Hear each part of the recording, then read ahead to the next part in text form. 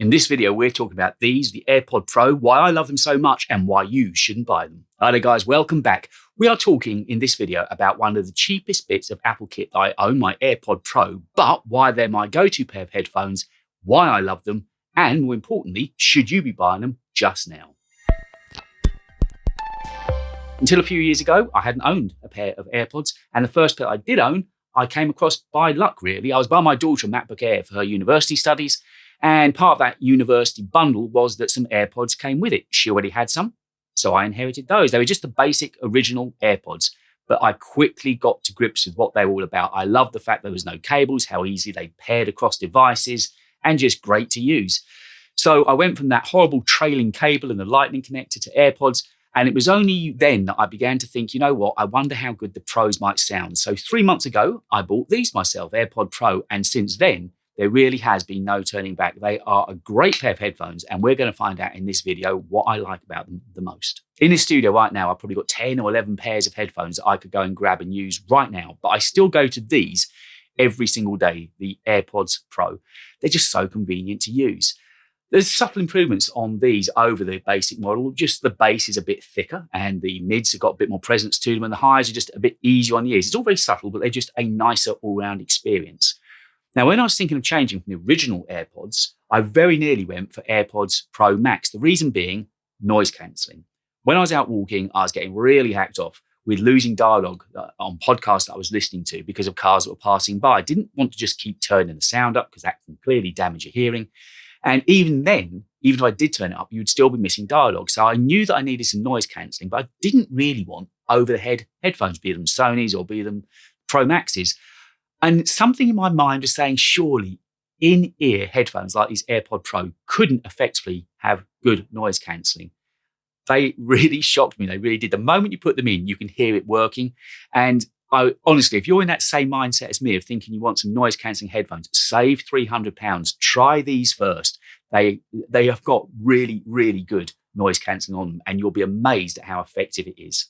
So let's try and explain this ANC, the active noise cancelling, keeping it as simple as possible. Really, it's down to two mics. There's an outward-facing mic that, as it hears any noise from the outside world, uses an anti-noise algorithm, tries to wipe it out. There's an inward-facing mic that listens for any residue of noise, using that same algorithm, wipes it out. So you're hopefully left with a lovely clean signal. And that computational work is going on 200 times a second. So you're always hearing the best sound that you possibly can in your head. And the strangest thing is, the moment that you pop those AirPod Pro in, you can hear the ANC working. Everything on the outside world just becomes that little bit more muted.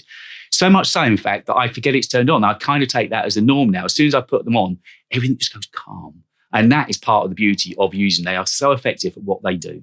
Spatial audio on these AirPod Pro is special as well. If you're watching some content on Apple TV or on Apple Music, the way it tracks your head movement is kind of freaky. Once you got used to it, it's really cool and you just want more of it. It just keeps you so in the moment. It's the most immersive way of listening to content I've found, and it's really highlighted using this pair of AirPod Pro. So this is a really personal thing, but fit and comfort. The original AirPods I found were a little bit better at staying in my ears. Once they were in, they never came out, but I did get some fatigue with them. I think the longer stem hanging down, the weight just caused a little bit of fatigue when I was wearing them for longer periods of time. Clearly with the AirPod Pro, you don't get there. They're a much more compact fit and a nicer style, but I do find they wobble around more and are prone to nearly coming out. I've never lost one. They never have come out, but from doing cardio, you can feel them getting loose. I'm constantly just pushing them back gently into my ear.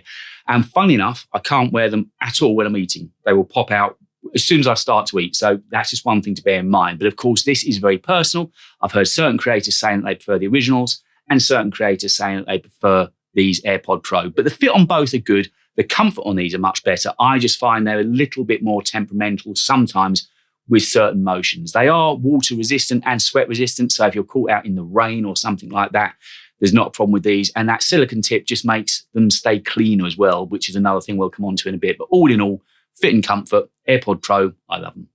The call quality is slightly better on AirPod Pro because of the ANC and that tighter fit in the ear. So you cut out all the background noise, you can hear the calls better.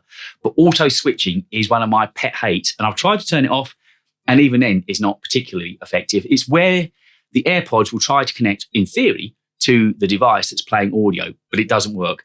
Particularly, I found if you're using universal control, if I've got audio coming out of one Mac, I use universal control and click on another screen, the AirPods will try and switch to that other Mac. It's infuriating, but there is a beta firmware out at the moment on test, which is hopefully being rolled out to the public later in the year, and they are promising to improve auto switching. I think they've had an awful lot of feedback about it and know that people don't like it. So with any luck, they are going to do something about that soon. Battery life on AirPod Pro isn't quite as good as the originals, but that's because of ANC, but it's still good. 5 minutes of charging will give you around about an hour of use on them. And once the case is fully charged, that will give you at least 24 hours of use on the AirPods. So it is still really good. And you don't find yourself reaching to charge them all the time.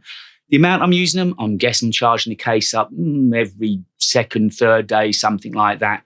And if it does run low, you'll get a notification on your screen as well, telling you which of the two AirPods is running low, giving you notification to plug them in and charge them up, which on mine, of course, is via a lightning cable. But hopefully that is about to change. To make any functional changes on AirPod Pro, you don't tap them like you did with the originals. You just squeeze the stem very, very lightly. You'll get a little haptic kind of tremble. So if you want to make any changes, say between music, calls, or toggle between the ANC settings, it's all done just with gentle pushes. And to change the volume, the best way to do that is to go into the control center on your iPhone and use the slider control there. Now, not that I'm going to give you any close-ups on this, it's the gross subject of earwax, but trust me, the AirPod Pro are actually much better at staying clean. And that's because of those silicone tips. So the speakers are never actually touching the ear themselves. The silicone tips keep everything just that little bit further away. I did find that after a little while of using, well, I say a little while, a couple of years of using my original AirPods, I can't put this any nicer than saying the compressed earwax, unfortunately, behind the grill just made everything that little bit more dull and flat. And that's kind of part of the reason that sometimes you need to change them after a couple of years. There's no effective way to clean them. But as I say, on the AirPod Pro, that problem isn't there because of those wonderful silicone tips. They're easy to pop off and clean. And on the whole, they just stay looking much neater and cleaner to use for year after year. So less earwax has got to be a good thing. So would I recommend you getting a pair of AirPod Pro? Yes. Would I recommend you get them now? No. Unless you really, really need a pair of these headphones, just wait for a few short months. Mac Rumors and a couple of other sources have suggested that as early as this fall, the fall of 2022, a brand new second-gen AirPod Pro are on their way, and they're going to have some great features on them as well. Amongst those features rumored to be coming are lossless audio. I don't know how they're going to do that. There's also going to be USB-C charging, and a full functionality of Find My is coming to AirPod Pro second generation as well. So if you can possibly hold fire, do. If you go over to Apple's website at the moment, there are 3 different pairs of AirPod available. You've got the second gen originals, which are going for £119. The third gen originals going for £169. And then just for £70 more, you can get these, the AirPod Pro. That gap of £70 trading up from the second gen originals to these AirPod Pro is worth it, in my opinion, if only for the noise cancellation. It is such a good feature that you're going to enjoy using. But tell me, are you already using AirPod Pro and do you enjoy noise cancellation? I think it's wonderful, but I'd love to hear what you have to say about it as well. So let me know if you're already enjoying these, and are you going to trade up to the second gen AirPod Pro when they come out, hopefully later this year. You know what? If those features are on there, I think I might just be tempted. The AirPod Pro are great, convenient, easy to use headphones. You'll be using them day in and day out. And I think for that extra little bit of money, going to the pros in the long term will save you money. Anyway, if you enjoyed this video, why don't you hang around and see what I made of comparing the MacBook Pro with Intel inside as opposed to the MacBook Pro with Apple Silicon. Hope you enjoyed it. Catch you soon.